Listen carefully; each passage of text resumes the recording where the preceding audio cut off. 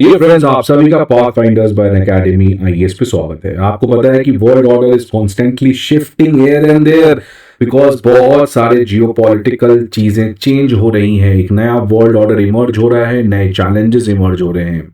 आखिरकार किसने इमेजिन किया होगा कि India will become a member of the Quad in order to balance China. लेकिन आज जैसे चाइना का एग्रेशन बढ़ा है, इंडिया इज अंडर कंपल्शन कि उसको अपने पार्टनर्स को डाइवर्सिफाई करना पड़ेगा। और उस डाइवर्सिफिकेशन में वेस्टर्न कंट्रीज, खासकर America has become a important country जिसके साथ India has expanded it's relation. Similarly, किसने इमेजिन किया था कि रशिया यूक्रेन का वॉर होगा, रशिया क्राइमिया को एनेक्स करेगा। बिकॉज जब पुतिन पावर में आए थे रशिया में 1999 में, उसके बाद से रशिया और यूरोप का रिलेशन, रशिया और वेस्ट का रिलेशन काफ़ी अच्छा था। लेकिन 2014 के बाद से जब रशिया ने क्राइमिया को एनेक्स किया, उसके बाद रशिया का वेस्ट के साथ रिलेशन काफ़ी ज़्यादा घटा। और इसकी वजह से रशिया के ऊपर सैंक्शंस भी लगाए गए। उसकी वजह से रशिया को अपने इकोनॉमिक पार्टनर्स में डाइवर्सिफिकेशन करना पड़ा and then Russia started to look to Asia. और ये चीज़ आप देख सकते हैं, 2 महीने पहले पुतिन वियतनाम विजिट किए। और अब एक और कंट्री है जिसके साथ रशिया काफ़ी ज़्यादा एक तरीके के प्रायोरिटी बेसिस पर अपने रिलेशनशिप को बढ़ा रहा है, वो है पाकिस्तान। तो रिसेंट टाइम्स में पाकिस्तान और रशिया के रिलेशन काफ़ी ज़्यादा बढ़े हैं। मैंने इसके ऊपर एक पहले भी वीडियो बनाया था जहाँ पे मैंने आपको बताया था किस तरीके से पाकिस्तान और रशिया के बीच में इस साल एक मिलिट्री टैक्टिकल एक्सरसाइज हुआ जिसका नाम था फ्रेंडशिप 2024। अब एक और न्यूज आया है विच इज ऑन मंडे कि रशिया पार्लियामेंट का एक बहुत बड़ा डेलीगेशन पाकिस्तान पहुंचा है और वहां पे पाकिस्तान के प्रेसिडेंट जरदारी से मुलाकात हुई है। और उस पर्टिकुलर मुलाकात में बहुत सारे एग्रीमेंट्स दोनों कंट्री के बीच में हुए हैं, जिसकी वजह से आने वाले टाइम में रिलेशनशिप जो है प्रोबेबली इन दोनों के बीच में काफ़ी ज़्यादा बढ़ेगा।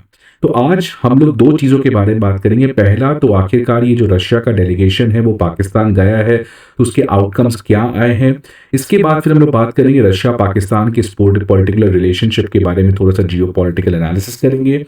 And the third answer which I will try to give you is that whether India should worry from this emerging relationship between Pakistan and Russia. तो इन सारी चीज़ों को आज के इस पर्टिकुलर सेशन में हम लोग बात करने जा रहे हैं।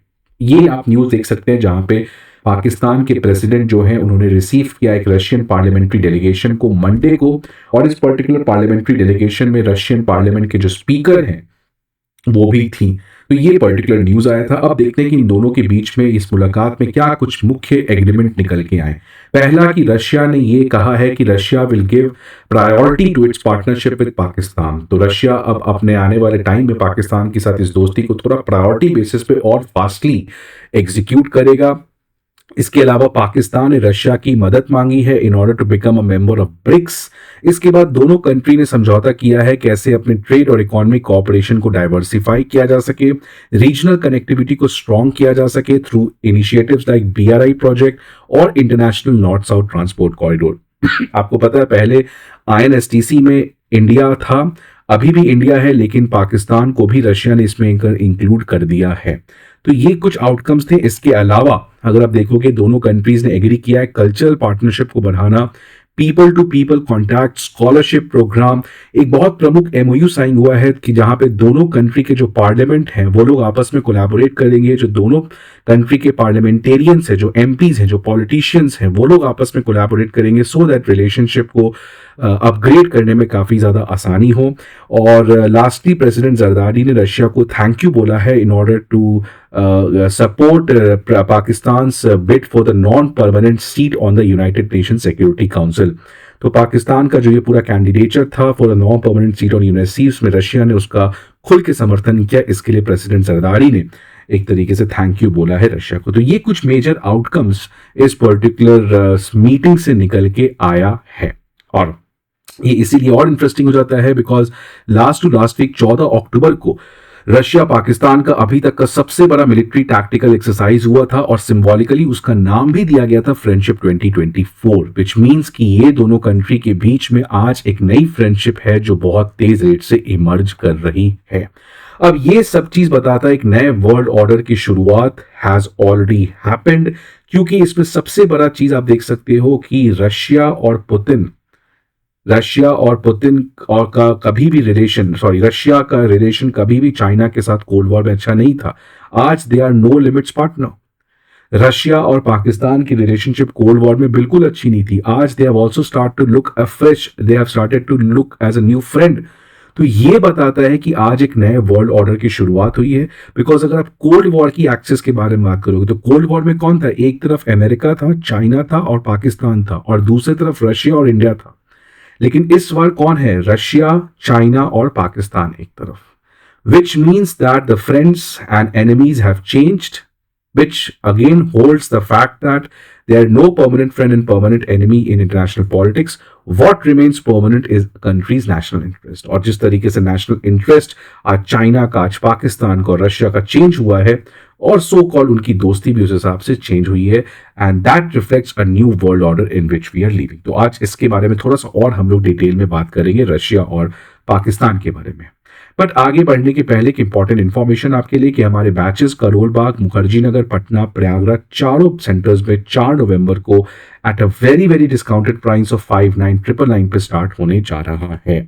आप देख सकते हैं करोल बाग का डिटेल, मुखर्जी नगर का डिटेल, प्रयागराज के डिटेल, और पटना में भी हमारे बैचेस स्टार्ट हो रहे हैं।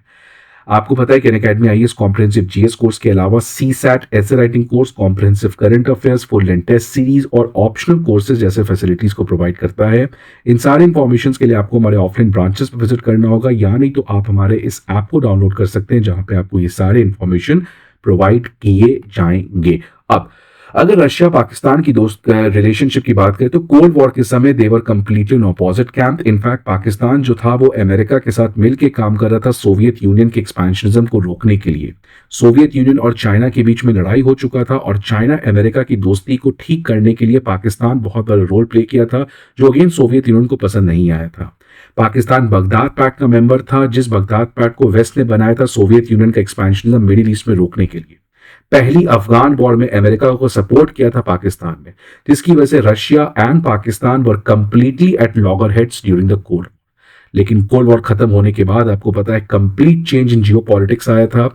Many country started to look beyond Soviet Union because Soviet Union collapse हो चुका था, और आज अमेरिका की हेजेमनी आ चुकी थी। इसकी वजह से बहुत सारे इंटरनेशनल चेंजेस आए थे इंटरनेशनल रिलेशंस में, और इसी चेंज में नवाज शरीफ जो है वो पहले पाकिस्तानी लीडर बने जो मॉस्को विजिट किए।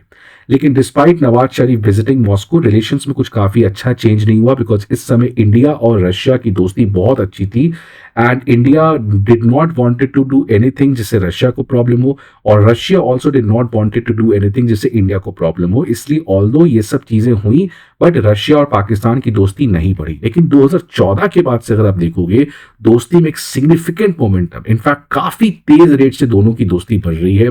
2014 में रशिया ने अपना आर्म्स एम्बार्गो जो उसने पाकिस्तान के ऊपर लगा के रखा था उसको खत्म किया। MI-35 हेलीकॉप्टर्स भेजे पाकिस्तान को। 2016 में ज्वाइंट मिलिट्री एक्सरसाइज किया। उसी साल जैश ए मोहम्मद का अटैक हुआ था यूरी में। इंडिया ने रशिया को कहा कि आप मत करिए ये military exercise, but still Russia ने किया।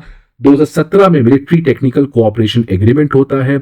2017 में अगेन पाकिस्तान एससीओ ज्वाइन करता है। 2021 में सर्गियो लैवरोव पाकिस्तान विजिट करते हैं 9 साल के गैप के बाद। 2022 में prime minister Imran Khan Moscow visit करते हैं, और इस साल रिसेंटली एससीओ के समिट के साइडलाइंस में बायलैटरल मीटिंग भी होता है रशिया प्राइम मिनिस्टर और पाकिस्तान प्राइम मिनिस्टर के बीच में। तो ये बताता है कि कोई ऐसा साल नहीं बीता है 2014 के बाद जब दोनों कंट्री एक तरीके से अपने फ्रेंडशिप को बढ़ाने का कोई सिग्निफिकेंट प्रयास नहीं किए हैं। अब इसके अलावा जो इकोनॉमिक पार्टनरशिप है, आप ये भी देखिए कि इकोनॉमिक पार्टनरशिप इस समय अपने हाईएस्ट लेवल पे है। लास्ट ईयर $1 बिलियन का इन दोनों के बीच में पार्टनरशिप हुआ था, which is around increase of 50%, 50% बढ़ चुका है लास्ट ईयर के कंपैरिजन में इन दोनों कंट्री के इकोनॉमिक पार्टनरशिप में। अब इसके प्राइमरली 3 रीजन है। पहला रीजन है कि पुराना हालात और आज का हालात काफी अलग है। उस समय इंडिया अमेरिका का इतना अच्छा दोस्त नहीं था, आज इंडिया अमेरिका का इतना अच्छा दोस्त बन चुका है। उस समय अमेरिका और रशिया की प्रॉब्लम नहीं थी, आज अमेरिका और रशिया की बिल्कुल कोल्ड वॉर राइवलरी आ चुकी है। तो अगर आप अमेरिका से दोस्ती करोगे तो क्यों ना रशिया पाकिस्तान से दोस्ती करेगा जो आपका दुश्मन है। अगर आप रशिया से अपना जो इंपोर्ट करते थे वेपन्स का वो नहीं करोगे तो रशिया को मजबूरन नए मार्केट चाहिए, और उस नए मार्केट में Pakistan has emerge a new market जहां पे अपने वेपन्स को बेच के पैसा कमा सकता है। तालिबान अफगानिस्तान में आ गया है, जिसकी वजह से रशिया के साउथ में अनसर्टेनिटी आ चुकी है, रेडिकलाइजेशन का प्रॉब्लम है, जिसकी वजह से उसको तालिबान के साथ अपना कनेक्शन बना के रखना पड़ेगा, जिसकी वजह से उसको पाकिस्तान का सपोर्ट चाहिए। तो इसकी वजह से भी Russia Pakistan relationship has strengthen.